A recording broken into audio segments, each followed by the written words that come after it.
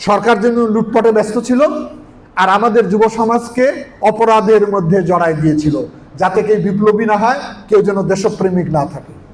কিন্তু এই সরকারের ভুল প্রমাণিত হয়েছে এই 5ই আগস্ট। সেই মাসে আমরা পদার্পণ করেছি। মনে করেছে যে আমাদের ছেলেপেরা মাদকাসক্ত হয়ে তারপরে ক্যাসিনোর মধ্যে ঘুমিয়ে আছে। আমরাও আতঙ্কিত হতাম তোমাদের জন্য, যে এত দেশে অন্যায় হচ্ছে, জুলুম হচ্ছে, লুটপাট হচ্ছে, যুব সমাজ কেন জেগে ওঠে না? কিন্তু সেই যুব সমাজ যখন জেগে উঠেছে, তখন তাদের বঙ্গোপসাগরে ভেসে যাওয়া ছাড়া আর কোনো উপায় ছিল না। কিন্তু পরিকল্পিতভাবে যুব সমাজকে ধ্বংস নীলনকশা করেছিল সরকার। লেখাপড়া নষ্ট করে দিয়েছে, পাশাপাশি এই যে পার্শ্ববর্তী দেশ থেকে অবাধে মাদক আসতেছে, সমস্ত মাদকের ফ্যাক্টরি আমার সীমানার পাশে।